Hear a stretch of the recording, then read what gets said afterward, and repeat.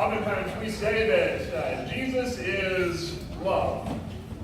The question is, well, where does that come from? Why is it that we say that Jesus is love? And on this Easter morning, we know where that comes from. I'm going to invite you to join with me as we start this message, the same way we started our sunrise service this morning. I invite you to respond there where it says all. Christ has risen. Christ has risen indeed. Faith, hope, and joy are alive. And the age is on. Jesus Christ is risen. He is risen indeed. This was how we started this morning, very early down at Ripley Park, with the sun shining in our eyes and a little bit of a breeze blowing. This is the hope of Easter morning. This is one of the most powerful statements that we can make as a people of faith. We are here today because back then, early on that first Sunday, that first Easter morning, something incredible happened. Last week we told the story of how Jesus was bringing change with him.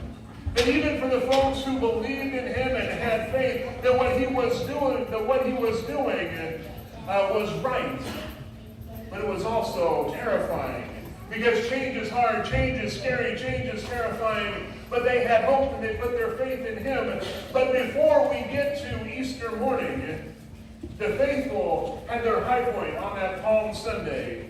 The high point of their story was the day that Jesus rode into the city of Jerusalem riding on the back of a donkey. And they were excited, and they were elated, and they were ready for all that was coming. But then the events of what we call Holy Week took place. Because for as high as the faithful had gotten on Palm Sunday, they fell that much further by the end of the week. The man that they had put their faith in and their trust in had been betrayed by one of his own for just 30 pieces of silver, which was not a small amount of money, but is the payment worth the cost?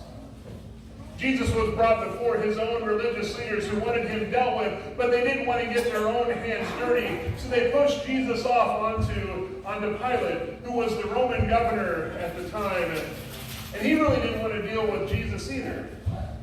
But because of who he was, and the way that he governed through the use of force and of fear, he had to do something when presented with Jesus. And so he decided that he was going to give those religious leaders a choice on what it was that was going to happen. He had two men that was with him. One was a man named Barabbas. The other was Jesus. And he said, I will give you a choice. I'll release one of these men, and the other one will be put to death.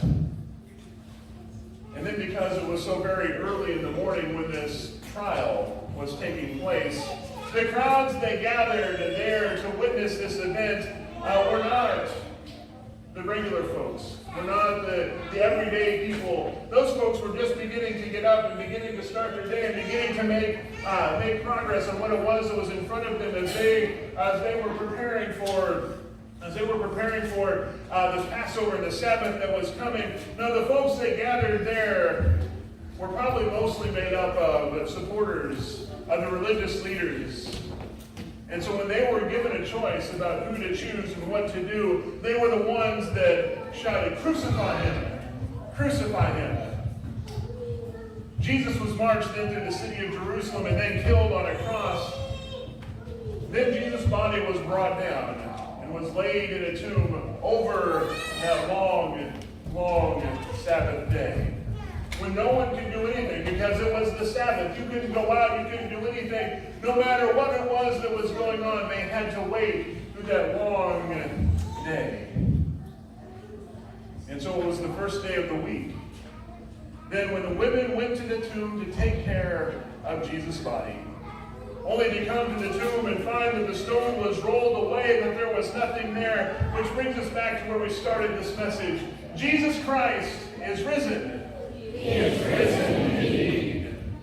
And all of this was taking place for a reason. For our scripture reading this morning in Romans chapter 5, verse 6, while we were still weak, at the right moment, Christ died for ungodly people. And this verse will be familiar as we'll come back to it again at the end of the message and in our communion liturgy. It is a basic statement of our faith that Jesus died for us. And the question is, well, why did he die? Why did that have to happen? 1 Verse 9 says, so now that we have been made righteous by his blood, we can be even more certain that we will be saved from God's wrath through him. Oftentimes I've heard a lot of preachers preach about God's wrath and say something about God's wrath, and they talk as if God's wrath is directed at us individually because of the sin that we commit and the things that we have done wrong. And the question that sometimes comes up was, does God really have wrath? Sure, God has wrath, but the question then becomes, is it directed at us? And God's wrath isn't directed at us. God's wrath isn't like ours. Our wrath would be directed at people. Our wrath would be directed at individuals. Our wrath would be just terrifying and wrong, because our wrath is a product of living in a world that is full of wrong choices and sins. God's wrath is directed at our inability to live up to our creation and who he made us to be because we sinned.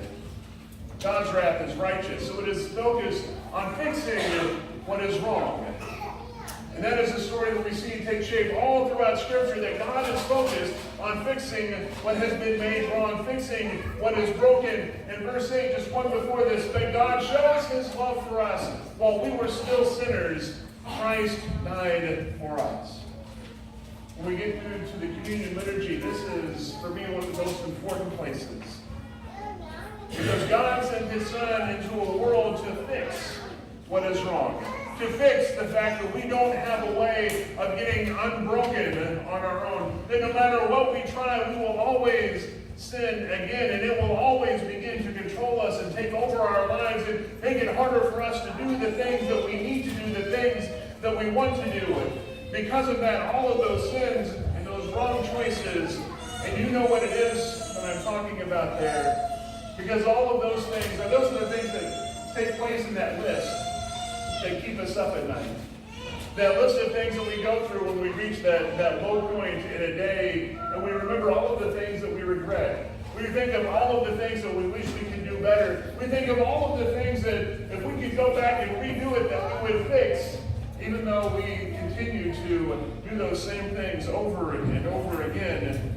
Jesus came so that he could be the living example for us. To know that there is a greater power out there that won't hold us down, that won't keep us repeating the same list of regrets, that won't control our lives through fear and what it is that we've done wrong. But as Jesus was the living example, we need to see him then take on the full brunt of what it means to be human, which means suffering for the things that have been done that are wrong and sinful. Jesus didn't die because God's wrath had to be turned away from us, but because God's wrath led him to do the one thing that could be done so that we would finally understand the hope that he brings into the world.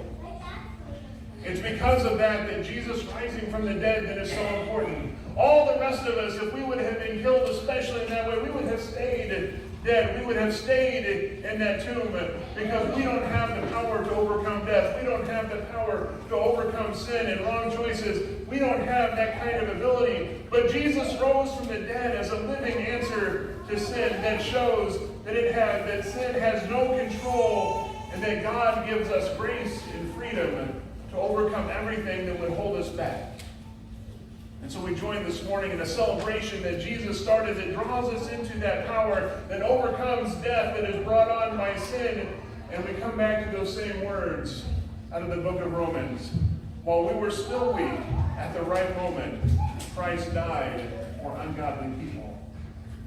And so it is that we come and we share at a time of Holy Communion in celebration of what it is that Christ has done. But we always start first with a confession, and then hearing those words of assurance so that we know we can go on. But we have to let go of the sin and the wrong choices that we made, so that we let go of their power over us, and we know that Christ has been brought in to fix what it is that has been broken.